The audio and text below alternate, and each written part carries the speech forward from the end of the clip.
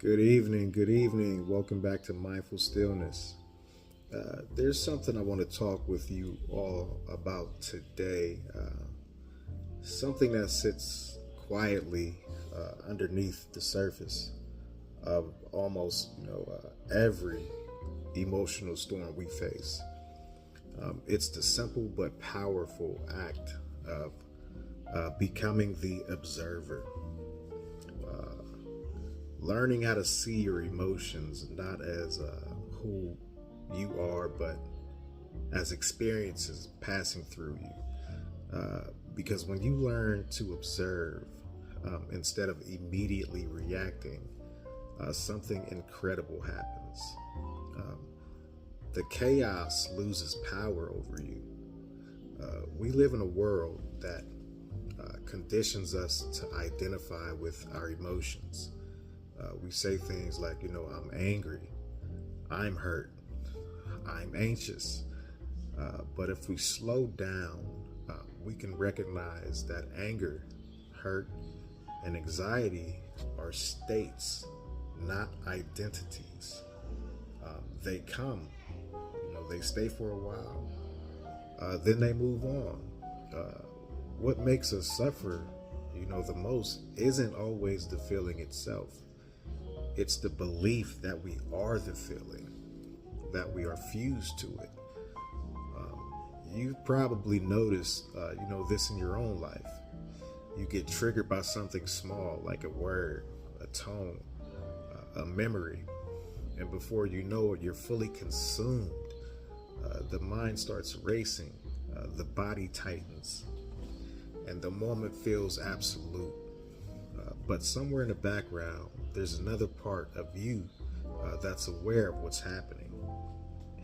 It's that voice that says, I'm angry right now, or this hurts. That voice, that awareness, that's the observer. The observer doesn't take sides. It doesn't rush to fix or suppress. It simply sees what is. It's the still point in the middle of your storm. It's the quiet truth, that's never pulled under by the waves of emotion. And the more you practice seeing it from that place, the more peace you begin to experience, even in the middle of chaos. Think about emotions, as weather moving through the sky. Some days it's clear, bright. Other days it's cloudy or stormy or dark. You can't stop the weather from changing, but you can remember that you are not the weather. You're the sky. You're the sky that holds the weather. The storms don't destroy the sky, they pass through it. The same is true for your emotions. What's powerful about becoming the observer is that it doesn't numb you. It actually deepens your sensitivity. You start to notice subtle messages hidden in your emotional waves. You begin to understand what each feeling is telling you, because every emotion, even the painful ones, carries information. Anger can reveal a boundary. Sadness can reveal loss. Anxiety can reveal the need for safety. These are signals from your inner world asking to be understood, not feared. But the moment we identify with these emotions, they stop being messengers and become our masters. We react, defend, shut down, or lash out. Not because the emotion is wrong, but because we forgot we had a choice in how to respond. Observation gives us that choice back. It's not always easy, especially when pain feels personal, when it reaches into your past, or when it comes from someone you love. Those are the moments when the observer is harder to access, but also when it's most needed. when everything in you wants to shout or argue, or to withdraw, that's the perfect time to notice what's happening inside. To silently say to yourself, this is what anger feels like. This is what sadness feels like. You don't have to change it. Just watch it. See its shape. See its color. See its movement. When you do this consistently, something begins to shift. You start to realize that emotions are transient. They peak. They change form. And they fade. Even the strongest feelings, grief, betrayal, rage, are impermanent. And once you truly see that, you'll stop clinging to them. You stop being afraid of them. You begin to let them move through you like water through open hands. Becoming the observer doesn't mean you stop feeling. It doesn't mean you detach from life. It means you stop drowning in what you feel and start seeing emotion as a guest and not a ruler. It visits, teaches, and leaves you.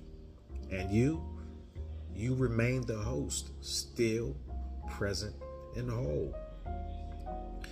You'll notice that when you practice observing rather than reaching, your relationships start to shift too. You stop matching other people's chaos with your own. You start listening differently. You start responding more slowly. There's more space between what you feel and what you do about it. And in that space, there's wisdom. Think about the last time you said or did something that you regretted.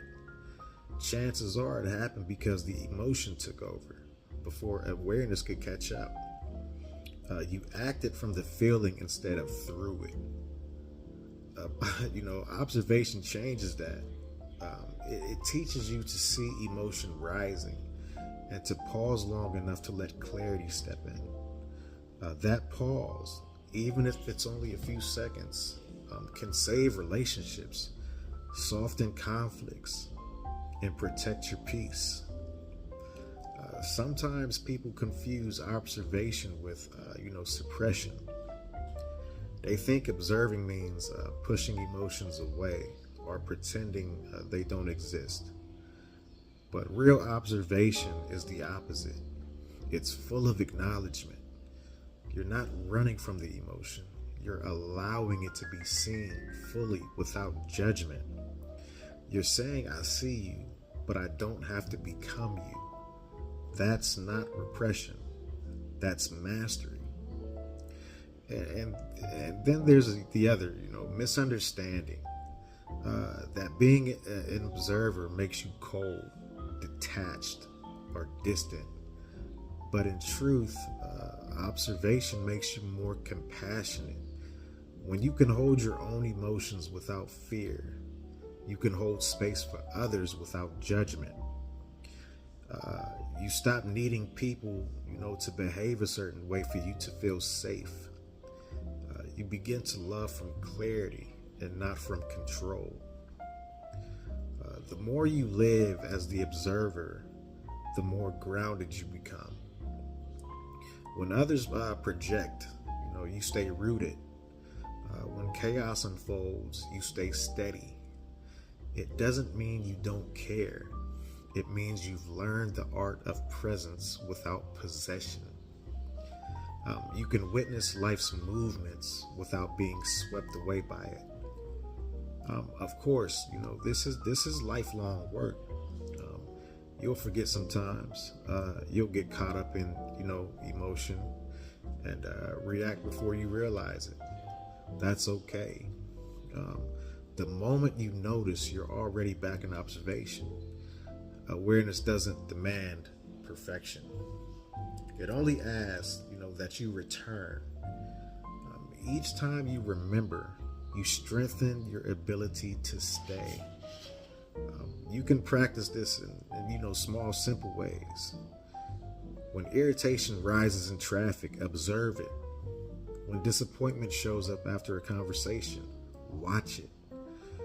When excitement takes over and your mind starts racing ahead, notice that too. Observation isn't only for the painful emotions, it's also for the pleasurable ones. Because attachment to joy can create the same suffering as resistance to pain. The goal is balance, to experience everything deeply, but to remain free inside of it. With time, you'll begin to sense a quiet shift in your being. Instead of saying, I'm angry, you'll start to say, anger is present. Instead of I'm broken, you'll sense, there's a sadness, and there's a sadness moving through me. That small shift in language changes everything. It's the difference between identification and awareness. Being lost in emotion and being conscious of emotion, between chaos and calm. You might even start to notice that your body responds differently. The more you witness emotion without clinging, the faster the nervous system begins to settle. The storm still comes, but it doesn't stay as long. You no longer feed it with resistance. You've learned, how to let it move. Eventually, you'll realize that observing your emotions is also observing your thoughts, your stories, your identity. You start to see that even the voice in your head, the critic, the planner, the doubter, is not you. It's just another layer passing through awareness. The real you is the stillness that sees it all, the observer. And in that stillness, there's an immense kind of peace. Not the kind of peace that means, nothing happens, but the kind that means, you no longer need to control what happens. You can watch life unfold with a calm heart, knowing that everything has its season and every emotion has its purpose. Detaching from the chaos of emotion isn't about escape. It's about seeing clearly. When you live as the observer, you gain the ability to respond to life with wisdom instead of reaction. You can face pain without collapsing into it, love without losing yourself, and forgive without forgetting your worth. Every day gives you a chance to practice this. Every emotion, every emotional wave is an invitation to remember who you are. Not the storm, but the sky. So as you move through your day, notice what arises. When emotion comes, don't rush to fix it or feed it. Just notice. Let it be. Let it teach. And when it passes, thank it for what it showed you. This is the quiet power of mindful stillness, the ability to see clearly, feel deeply, and remain free. Until next time, may you move through your emotions with grace. May you remember your stillness in the midst of noise. And may you continue to live as the observer, calm, aware, and unshaken. This is Mindful Stillness. I'll see you all next week. Goodbye.